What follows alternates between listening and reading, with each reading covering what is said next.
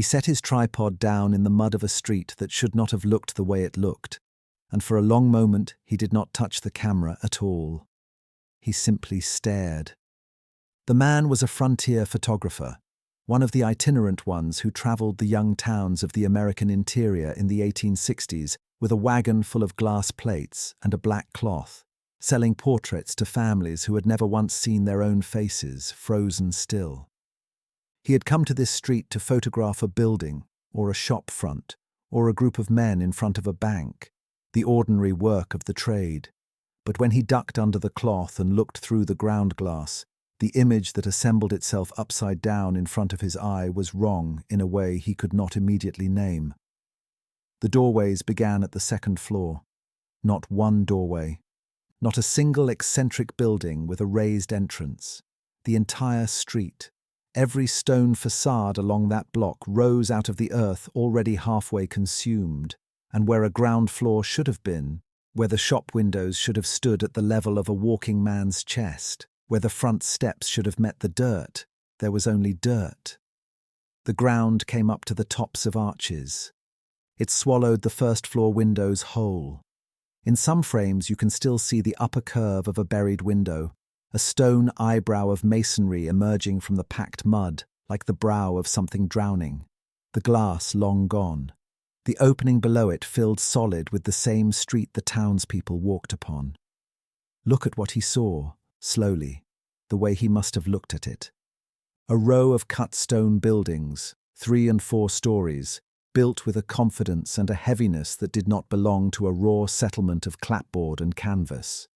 Cornices, carved and deep, meant to crown a building, and they sat near the ground, near the boots of the men standing in front of them, when a cornice like that was designed to live 30 feet in the air. Ornamental banding that should have run above a shop front ran instead at ankle height, half sunk.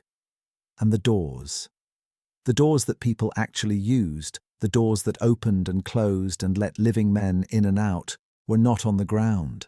They were up a full story, reached by wooden stairs bolted to the outside of the stone, raw pine ladders and railings nailed onto masonry that had clearly never been designed to be entered that way.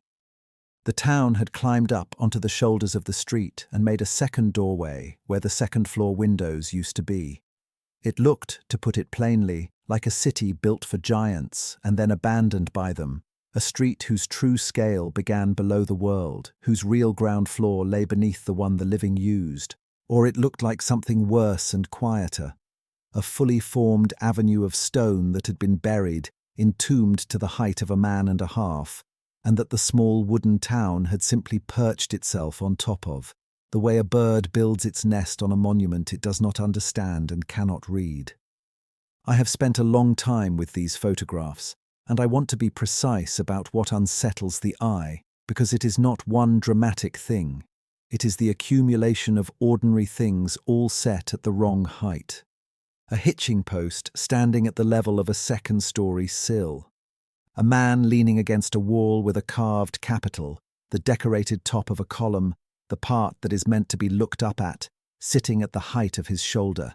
Iron shutter hinges, still bolted into the stone, half below the mud line, so that the shutters they once held could never open, because the ground itself was now the wall. Everywhere the same message repeated in the geometry. This street used to be deeper. This street used to be taller. Something is missing between the stone and the sky, and the missing thing is an entire story of the buildings, an entire floor of rooms, pressed down under the surface of the road.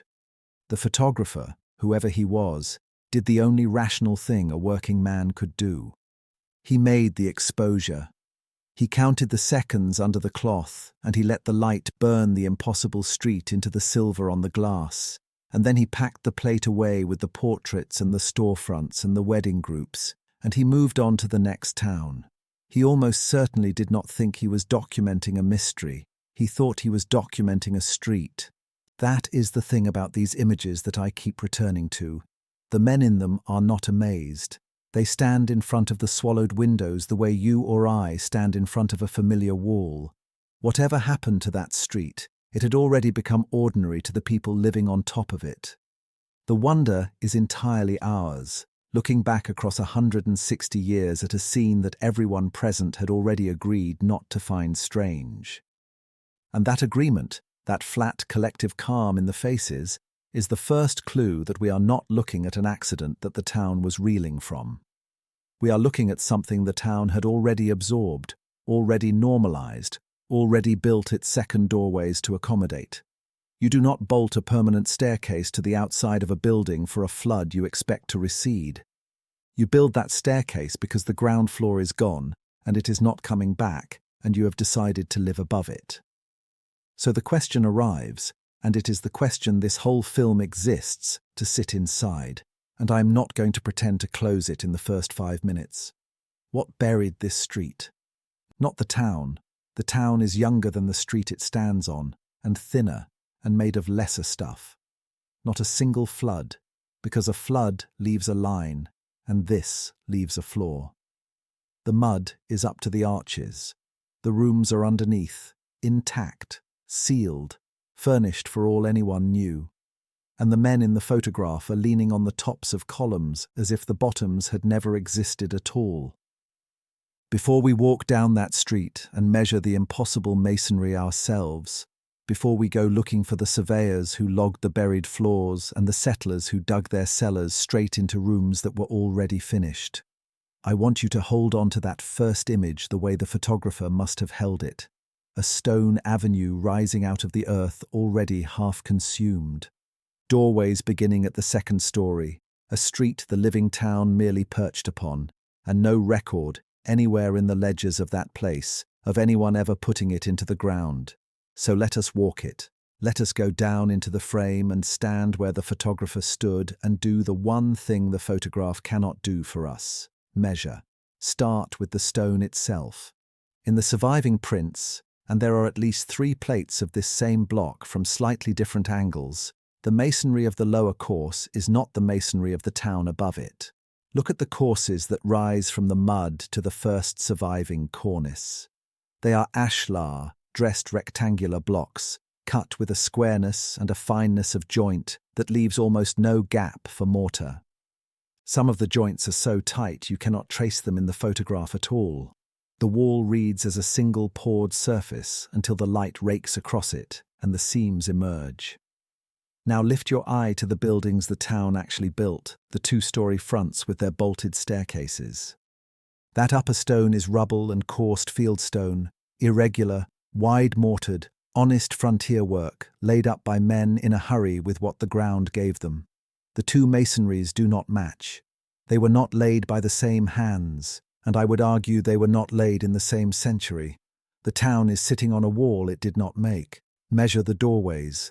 A standard interior door in the 1860s American West ran about 6 feet 6 inches to 7 feet in the clear. Take that as your ruler and carry it across the buried arches, because in every one of these plates there is a human being standing beside an opening, and that human being becomes the scale bar. Where you can find a man leaning in a sunk archway with only his head and shoulders above the mud line, run the proportion down. The spring of those arches, the point where the curve begins to close, sits at a height that would put the keystone, the top of the arch, at 11, 12, in one estimate nearer 14 feet above the true original pavement. These are not doors. These are gates.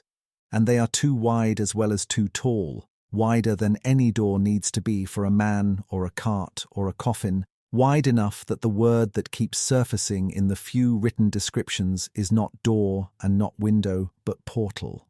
Then there are the cornices. This is the detail that undid me, that kept me inside this material for 3 weeks before I trusted myself to write a line. A cornice is the crowning horizontal band at the top of a wall or over a window. It is, by definition, the highest ornamental element, the thing that finishes a facade against the sky. It is meant to be looked up at. And in this street, the cornices are below the mud. There is a plate, the sharpest of the 3, in which you can see the carved lip of an entablature, dentils, the little tooth-like blocks, and above them an egg and dart moulding, unmistakable, old world, patient carver's work, and the mud line crosses it at mid-height. The decoration that was designed to sit at the very top of a building is drowning at the level of the street. That is not a building that flooded. That is a building whose top floor is now the ground floor, whose ground floor is now the cellar, and whose cellar is somewhere below the reach of any shovel the town owned. Now do the arithmetic that no one in that town wrote down. If the cornice we can see is the crown of the lower story, and the crown of a story sits, generously, 10 to 12 feet up, then the true original street, the pavement these gates opened onto, lies 10 to 12 feet beneath the mud the photographer is standing on. A full story, sometimes more. The living town is not standing on the ground, it is standing on a roof. It is standing on the filled-in upper reaches of a city, one entire floor deeper than anything a settler ever dug. And it has planted its little bolted staircases and its rubble walls on top of that fill as casually as a man pitching a tent on a barrow he has not bothered to open. And here is the thing the measuring makes undeniable, the thing that turns a curiosity into the question that keeps me awake. The lower street is complete. It is not a foundation. A foundation is rough, unfinished, meant never to be seen. You do not carve egg and dart moulding onto stone you intend to bury. But every ornamental convention on this buried avenue is a convention of exposure. The cornices are finished. The arches are dressed on their faces. In two of the plates you can make out, sunk almost to the top of the opening, what appear to be the upper panes of a window, glazed, muntined, a finished window looking out onto a street that no longer exists at the level it was built to see. This was daylight architecture. This faced the sun. Someone stood in that doorway once at the true grade and looked out at a boulevard, and that boulevard is now under the boots of men who think the ground has always been where it is. So the story we are being sold by the very calm on those faces, that a young frontier town simply raised its street a few feet against the spring mud, collapses the moment you hold a ruler to it. You do not raise a street a full story. You do not raise it past the cornices, and you certainly do not raise it over an avenue of dressed ashlar and giant arches that your own carpenters, working in fieldstone and green lumber, could not have cut on their best day with their best tools, and a year to do it in. The masonry below is better than the town above it.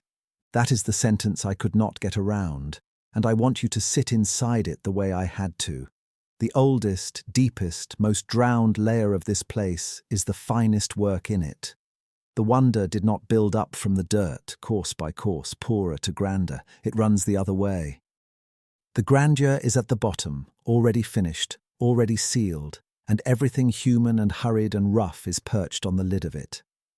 Walk the length of the block in these plates, and the impression only hardens.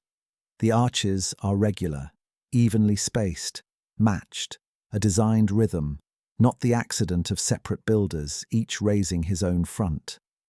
This was one avenue, conceived whole, laid out by a single hand to a single plan, and then swallowed to the spring line so completely that the town above reused its drowned rooftops as bedrock. The proportions are wrong for the men standing in them. The stone is wrong for the hands that supposedly cut it. The ornament is finished for a light it no longer receives. And the mud is up to the arches, even, level, patient, poured in around the whole street at once the way you would fill a mould, which is why I could not stay standing in the photograph, which is why the next thing to do is find the men who went down into it, the surveyors who set their instruments against those buried floors and wrote the depths in a field book, and the settlers who took a spade to their own cellars and broke through a wall into a room that someone had already finished and furnished and left.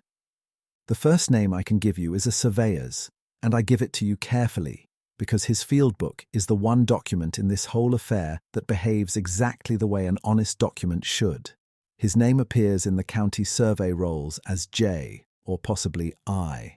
Merton, contracted in the autumn of 1867 to run levels for a grade raising already voted and already funded. That is the ordinary part. A town decides to lift its main street 2 feet against the spring mud, and it hires a man to shoot the elevations so the new fill will lie true. There is nothing strange in the commission. The strangeness is in what he wrote when he lowered his rod into the excavations they had already opened, because Merton's numbers do not describe a street being raised. They describe a street being discovered.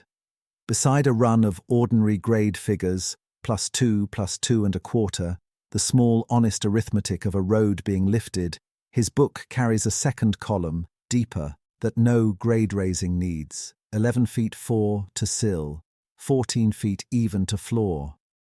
And then, in the margin, in a hand that presses harder than the columns beside it, the words dressed course continues below rod, meaning his measuring rod, a full 10 feet of it, went down along worked stone and did not find the bottom of the wall. You do not shoot levels 14 feet down to lay 2 feet of fill. He was measuring a building. He was measuring how far a building went into the ground, and the answer he wrote was, "Further than my instrument reaches." I want to be exact about what that field book is and is not, because it is the kind of object that gets waved away. It is not a monster sighting. It is not a diary of wonders. It is a paid professional's working ledger, dull as a tax roll, full of the tedious cross-checks a surveyor makes to keep himself honest, and buried in that tedium, without alarm, without underlining, without a single exclamation, is a man calmly recording that the town he was hired to lift was standing on the roofs of a deeper town. He did not editorialize. He measured. That is what makes it unbearable. The horror is in the flatness of it. A room measured the way you measure a road. And Merton was not alone down there, because grade raising is public work, and public work leaves witnesses. The men who did the digging were not surveyors and did not keep field books, but 3 of them left their marks another way, in the recollections gathered decades later by a county historical society whose bound proceedings I found catalogued but, tellingly, unpaginated at the crucial leaf, as if the sheet had been set separately and slipped in. In those recollections, a labourer remembered breaking through what he took for a cellar wall and finding not dirt behind it, but air. Cold air, and a floor. A finished floor, he said, laid in stone too fine for a cellar, and against the far wall a shape his lantern made into furniture before his eyes made it into anything else. He did not go in. He said the foreman came, looked, and told them to brick it up and note it as soft ground. Soft ground, that is the phrase. A room with a floor and furniture in it, entered into the record of the town as soft ground.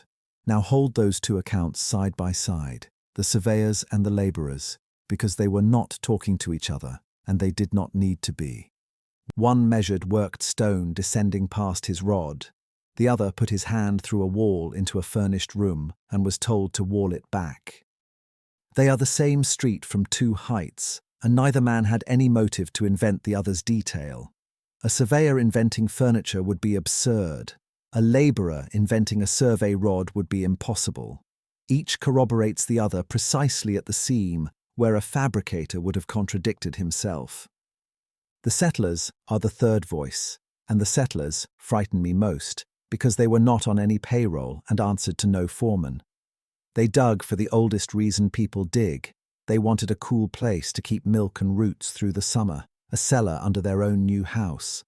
And more than one of them, in the scattered letters and homestead recollections I have been able to run down, describes the same impossible convenience. They did not have to build the cellar. They broke into one. A man named Halloran, or so the proving up paper reads, wrote to a brother back east that he had saved himself a month's labour because under his lot was already a room, dry and squared, wanting only a door cut to it, and then, in the next line, that his wife would not go down and that he had filled it after a season and dug a proper hole elsewhere. He does not say why. He only says she would not go down and that he filled a good dry room with dirt by choice, which no man on a hard frontier does, without a reason he would rather not write to his brother. This is the pattern I could not shake once I saw it.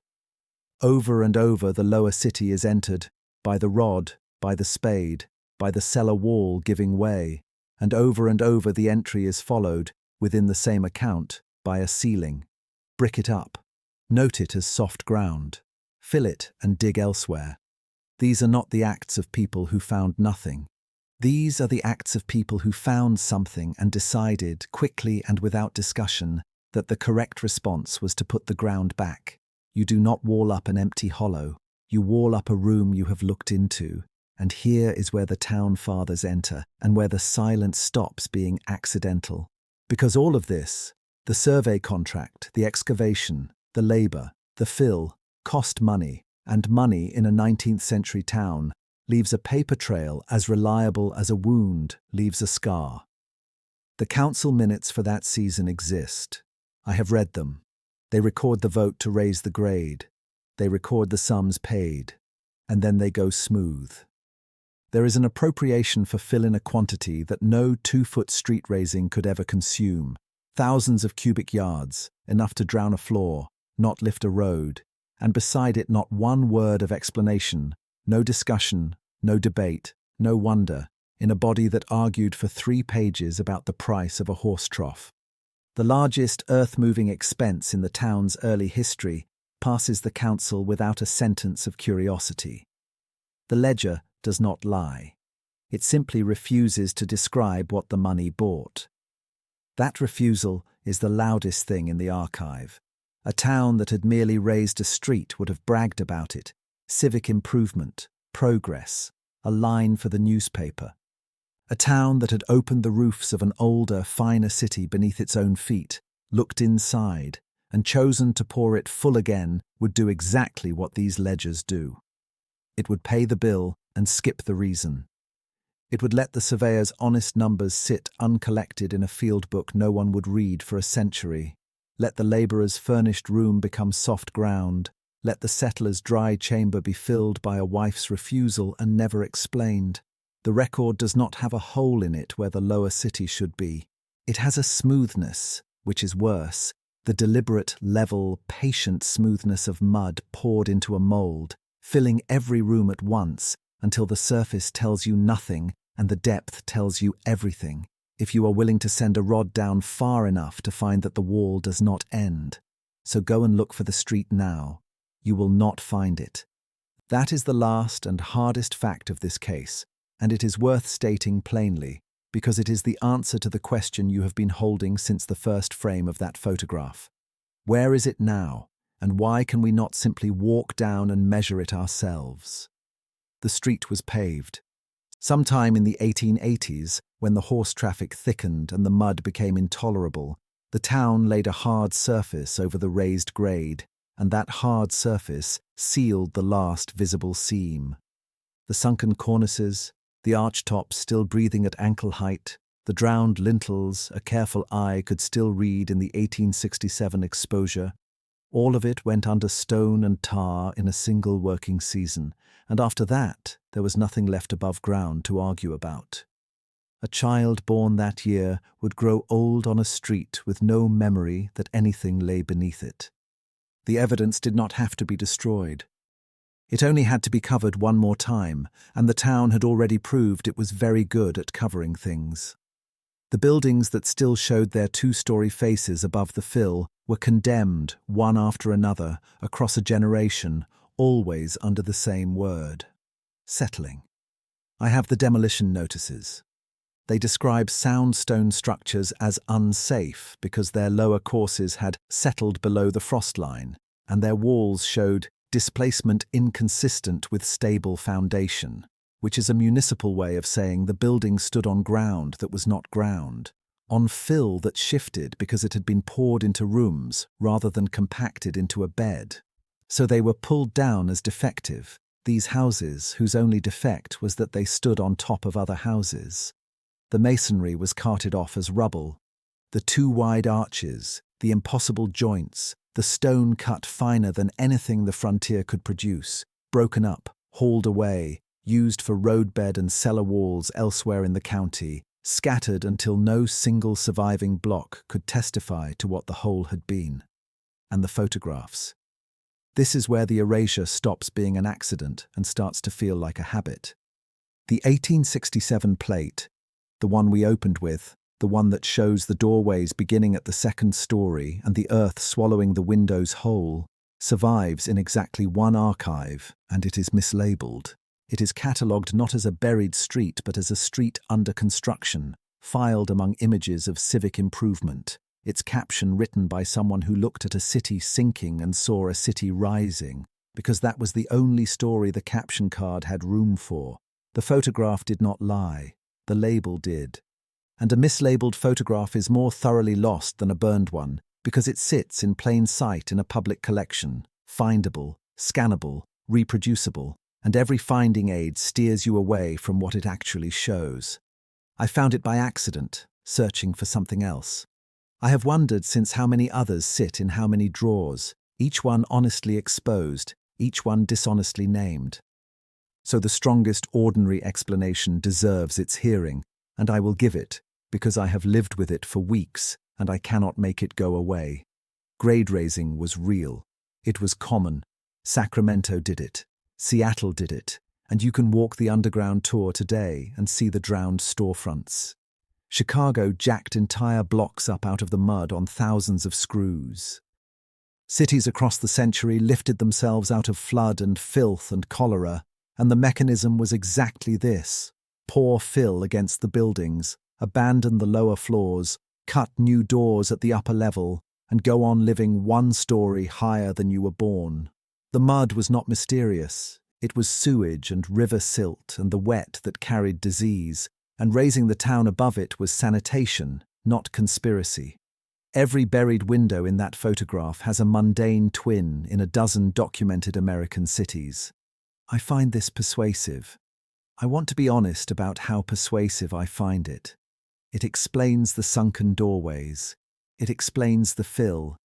It explains the smooth ledger, because grade raising was so ordinary that it needed no explanation, and the vast appropriation of earth was simply the true cost of an ambitious public work.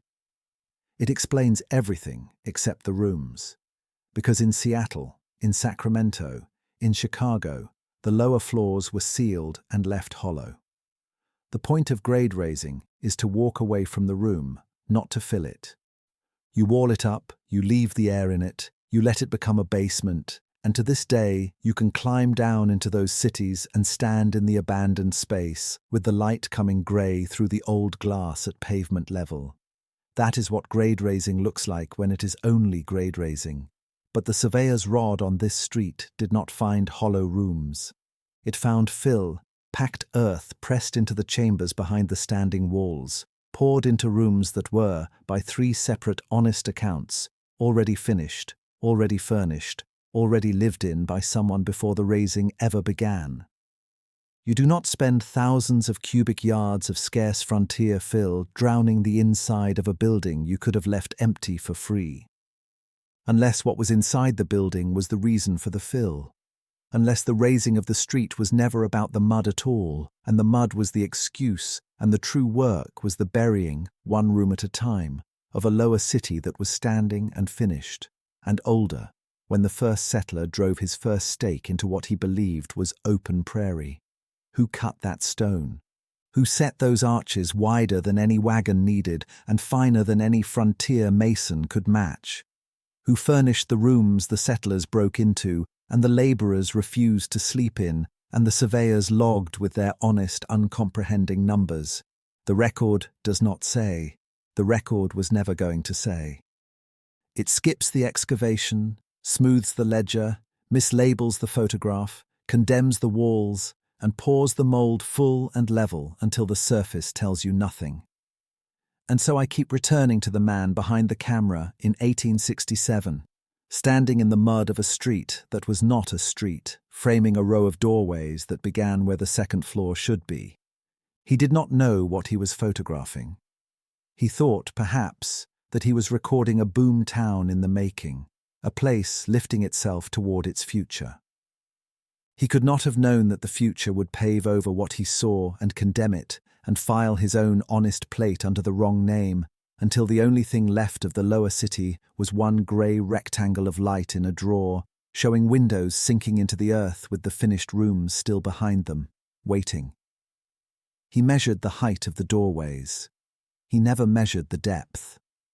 And the question the rod found and the ledger buried and the caption denied, is the same question you are left holding now, quiet and heavy and unanswered. If they only raised the street, why were the rooms below still furnished? And who was living in them, in the dark under the prairie, before the first of us ever arrived to build on top?